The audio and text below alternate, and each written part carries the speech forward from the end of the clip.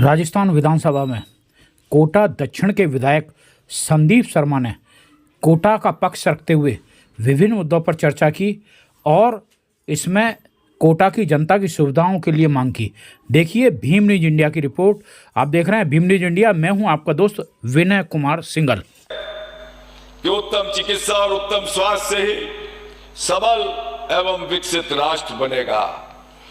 ये कार्य अगर हम कर सकते हैं तो निश्चित रूप से लोगों को मजबूत बनाने का, उन्हें स्वस्थ रखने का काम ये केंद्र सरकार का भी है और राज्य सरकार का भी।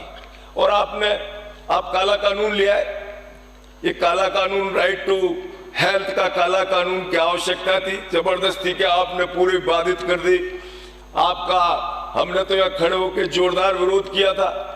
आपका निरोगी राजस्थान का सपना, आपका निरोगी राजस्थान का नारा, और आप लादना चाहते थे उन प्राइवेट हॉस्पिटल्स पे, प्राइवेट चिकित्सकों पे।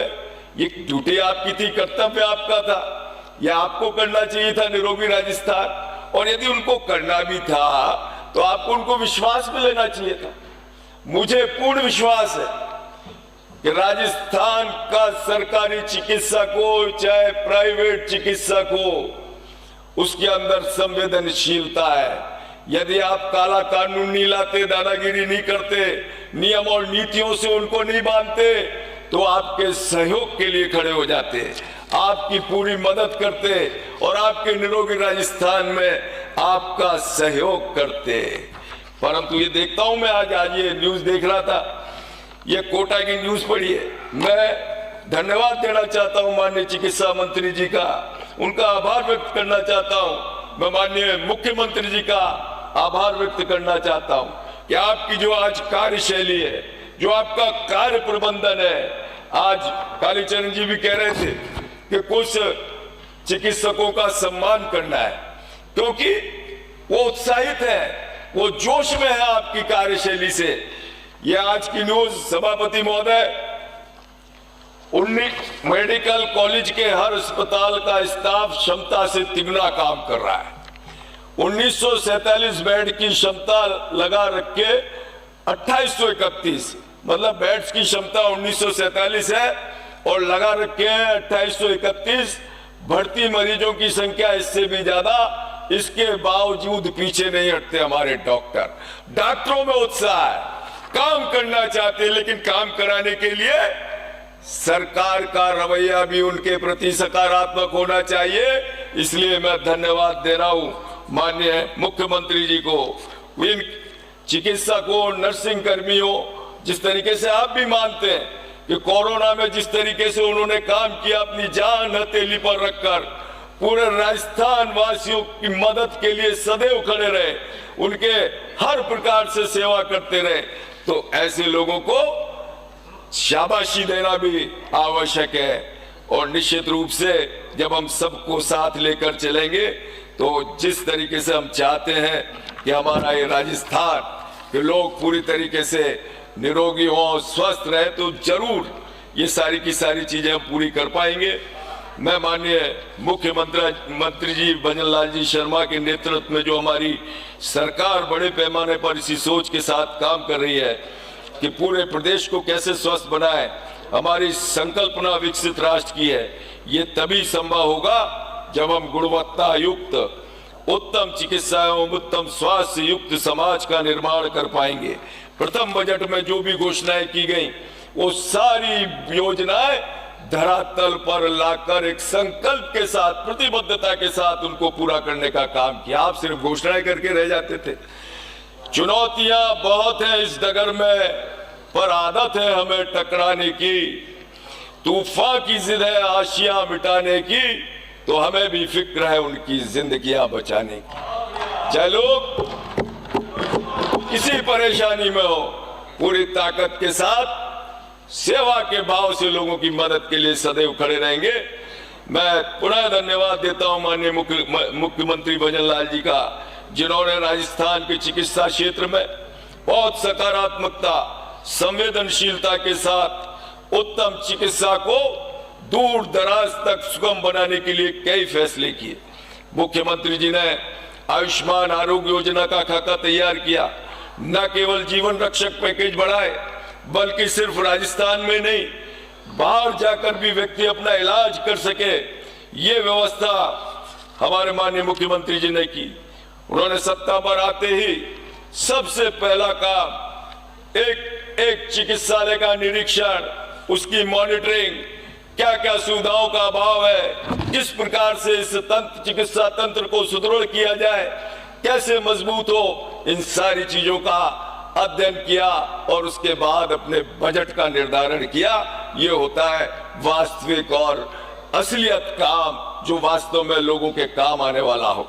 कुछ भी कर दो, घोषणाएं कर दो, उससे कोई लोगों को लाभ नहीं हो रहा। 2 दिन लोग बात खुश हो जाएंगे, आप भी ताली बजा कर चले जाओगे, लेकिन घोषणाएं करने के बाद पहले तो लोग चाहते क्या है, लोगों की परेशानी क्या है, उनकी मजबूरी क्या है, किस तरीके से लोगों को अधिक से अधिक लाभ मिल सके, और फिर उसके बाद वैसा ही बजट बनाना, और फिर उसके बाद अगले दिन से उस बजट की क्रियान्वयन में पूरी ताकत के साथ, पूरी क्षमता के साथ, सामर्थ्य के साथ लग जाना, और अपनी टीम को भी पूरी मजबूती के साथ उस काम में लगा देना।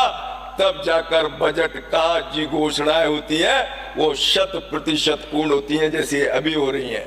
मैं निश्चित रूप से जो घोषणाएं हमारी हुई, मुझे पूर्ण विश्वास है, चाहे वो माँ योजना हो या अन्य योजना हो, मान्य जिस तरीके से तो कुछ मेरी कोटा शहर की डिमांड है उनको मैं बता दूं, आपने ट्रिंग कर दी। माननीय सभापति महोदय, खाद्य पदार्थों की एक बात बताना चाहता हूं। खाद्य पदार्थों में माननीय मुख्यमंत्री भजनलाल जी शर्मा ने, चिकित्सा मंत्री जी ने इतनी गंभीरता से काम किया कि मिलावट को लेकर इन 2 वर्षों के अंदर एक अभियान की तरह पूरे राजस्थान के अंदर लिया।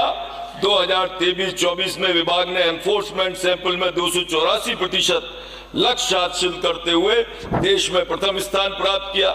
एक साल में 6.5 लाख किलो मिलावटी सामग्री जब्त की गई, जो अपने आप में ऐतिहासिक है। भाई तुझसे आने वाले विधायक जी पूछ रहे थे कौन करेगा, हम करेंगे। 2 दिवसीय राज्य स्तरीय अभियान में 2284 वेंडर्स का निरीक्षण कर वर्ल्ड रिकॉर्ड बना।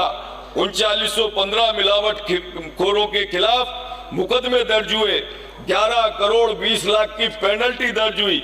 मैं विभाग के मुखिया से कहना चाहूंगा कि इस लालच का कोई अंत नहीं है। कार्रवाई धीमी नहीं पड़नी चाहिए, पूरी ताकत के साथ इस कार्रवाई को आगे बढ़ाया जाए। और आज जिस तरीके से 16 मोबाइल फूड सेफ्टी लेबोरेटरी खरीदी जा रही है, इसे मौके पर ही अब जो है जांच हो जाएगी। और जिस तरीके से माननीय मुख्यमंत्री जी चाहते हैं कि राजस्थान वासी स्वस्थ रहे, मिलावटी खाद्य पदार्थ से उनका बचाव कर सके, उसी प्रतिबद्धता के साथ विभाग को काम करना होगा। कांग्रेस माननीय सभापति महोदय, बहुत इंपॉर्टेंट बात है। माननीय सभापति महोदय, हमारे कोटा शहर में अभी बहुत सारी घोषणाएं हुई हैं, उनके लिए मैं धन्यवाद देना चाहूंगा। कांग्रेस के टाइम में वो धारीवाल जी उठकर चले गए। न्यू मेडिकल कॉलेज में 1 ईंट लगी हो तो बता देना, और 1 कार हुआ हो तो बता देना। परंतु मैं सिर्फ इतना कहना चाहूंगा कि कोटा शहर चंबल नदी के किनारे बसा है। यहाँ वन है, प्राकृतिक वातावरण है। यहाँ के वनों में बड़ी संख्या में दुर्लभ जड़ी बूटियां पाई जाती हैं। चंबल के तट पर आयुर्वेद एवं प्राकृतिक चिकित्सा, योग एवं पंचक्रम पद्धति के मेडिकल टूरिज्म की अगर स्थापना कर दी जाए तो निश्चित रूप से राजस्थान में एक बड़ा आयुर्वेदिक हब हम कोटा शहर में बना सकते हैं, जब पूरे देश भर से लोग अपना आयुर्वेद के माध्यम से अपना इलाज करने आ सकते हैं।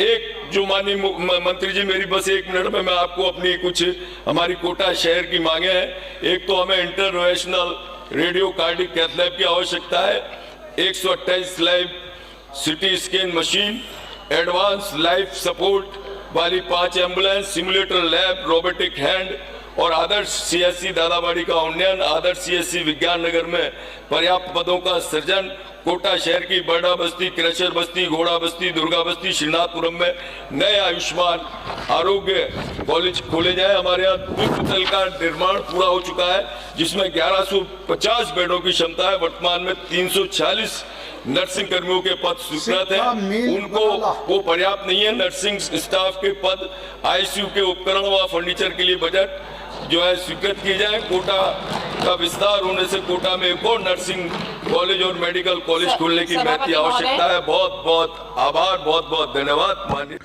भीम न्यूज़ इंडिया को यूट्यूब पर सब्सक्राइब कीजिए, लाइक कीजिए, शेयर कीजिए, कमेंट्स कीजिए। भीम न्यूज़ इंडिया के फेसबुक पेज को भी आप फॉलो कर सकते हैं। न्यूज़ अपडेट के लिए बने रहिए हमारे साथ, देखते रहिए आपका अपना चैनल भीम न्यूज़ इंडिया। आपका बहुत बहुत धन्यवाद।